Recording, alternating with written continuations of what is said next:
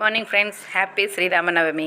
ఈరోజు మనము వీడియోలో తెలుగు కంటెంట్కు సంబంధించి కొన్ని ముఖ్యమైన ప్రశ్నలు చూద్దాం.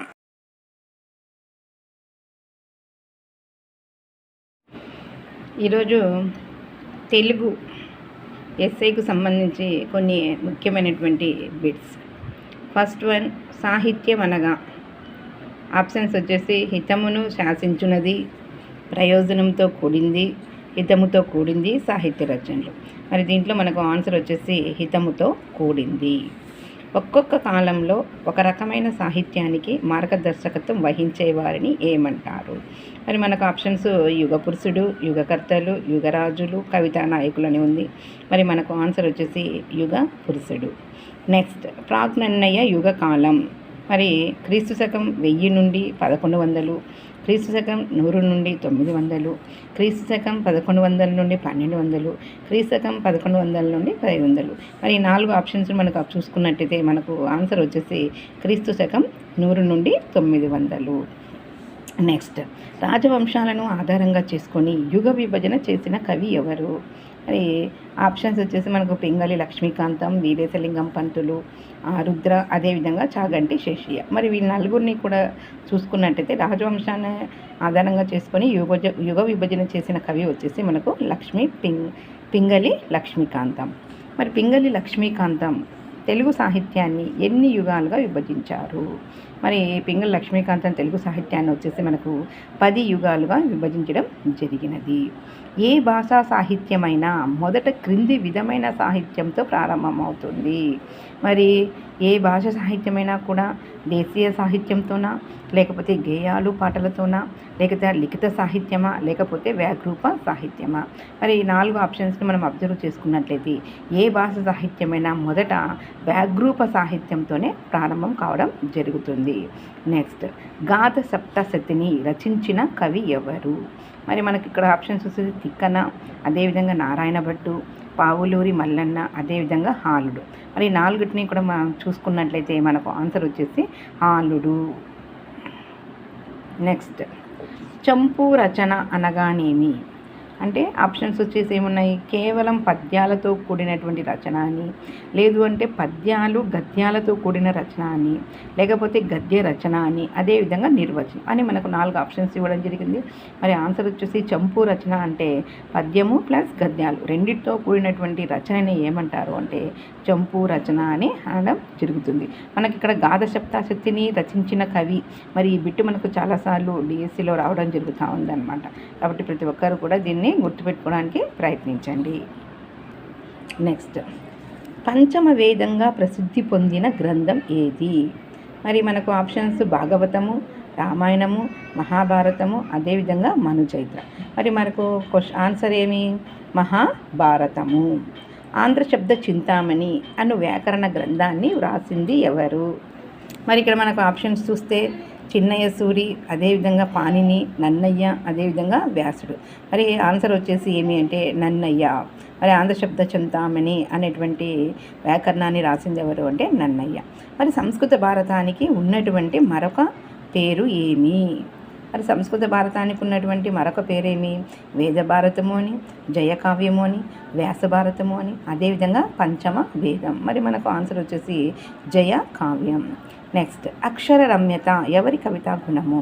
మరి అక్షర రమ్యత అనేటువంటిది తిక్కన, ఎర్రన, నన్నయ్య, నన్నేచోడు. మనకి ఇక్కడ 4 ఆప్షన్స్ ఇచ్చాడు. మరి ఈ ఆప్షన్స్లో అక్షర రమ్యత అనేటువంటిది ఎవరి యొక్క కవితా గుణము అంటే నన్నయ్య. నెక్స్ట్, భారతాంధ్రీకరణలో తనకు తోడ్పడినట్లుగా చెప్పుకున్నటువంటి నన్నయ్య మిత్రుడు ఎవరు?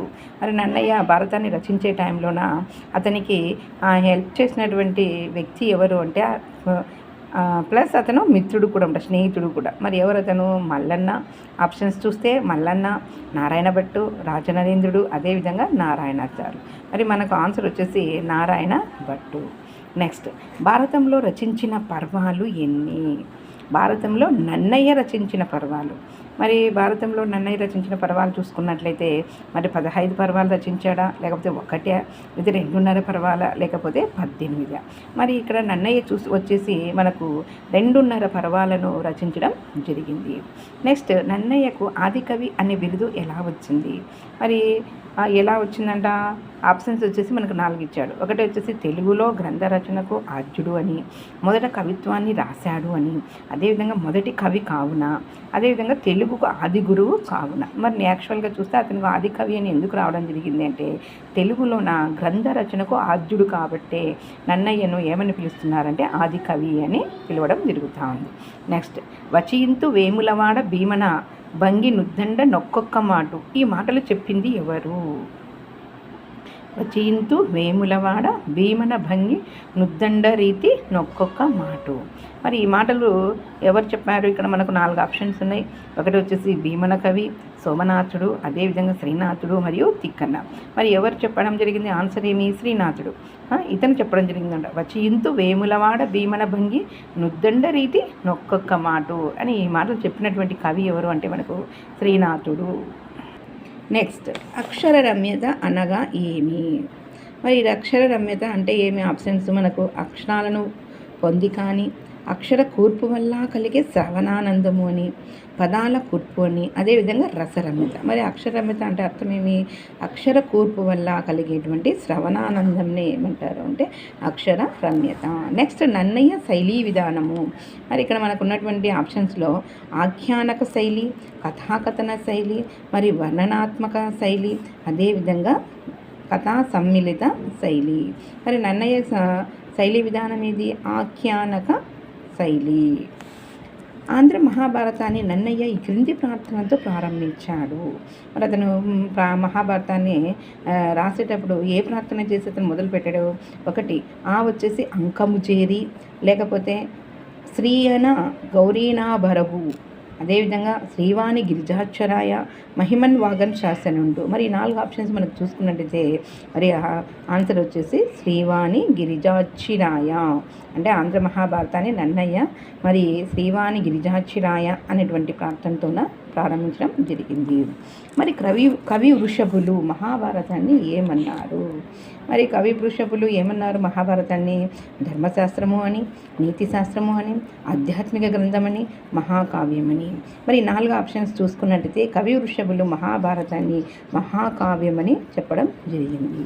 నెక్స్ట్, తను కావించిన సృష్టి తక్కువల చేతం కాదు. ఇవి ఎవరు ఉద్దేశించిన మాటలు?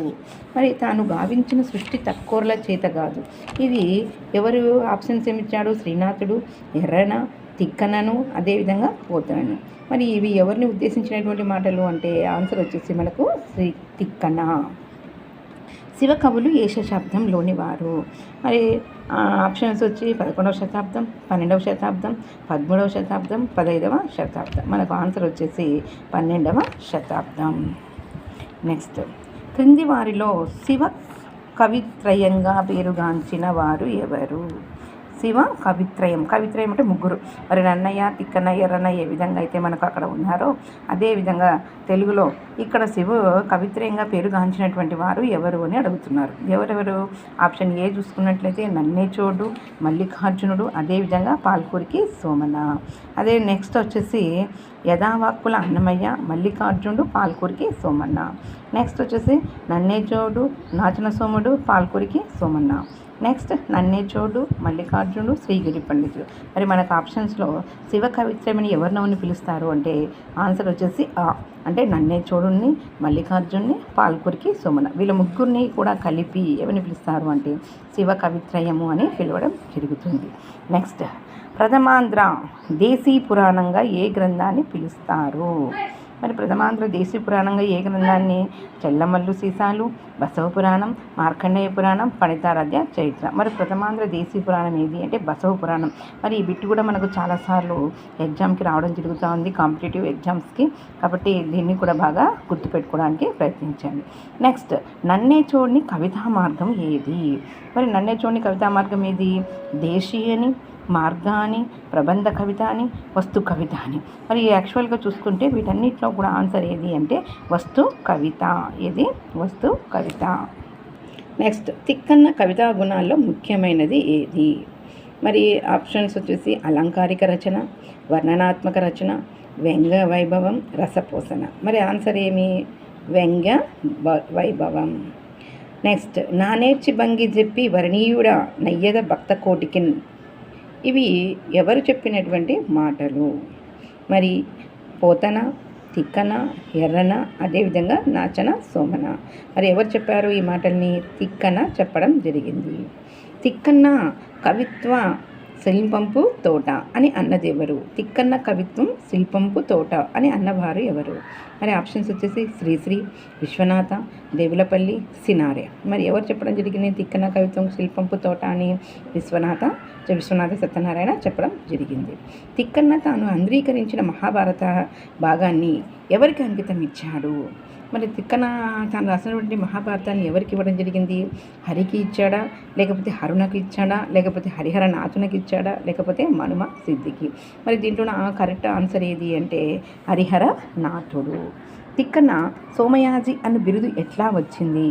మరి ఎందుకు వచ్చిందంటే అతనికి సోమయాజిని యుద్ధతంత్రాలు నడిపినందువలన, లేకపోతే మంత్రిగా పనిచేశారు కాబట్టి, మహాభారత రచన చేయడం వలన, యజ్ఞం నిర్వహించినందువల్ల. మరి తిక్కన్నకు సోమయాజి అనే బిరుదు యజ్ఞం నిర్వహించినందువల్ల రావడం జరిగింది. కాబట్టి ఆన్సర్ వచ్చేసి ఇది అనమాట. నెక్స్ట్, తిక్కన్న అంధ్రీకరించిన భారత పర్వాలు ఏవి అంటే ఇక్కడ నుంచి ఎక్కడి వరకు రచించాడు?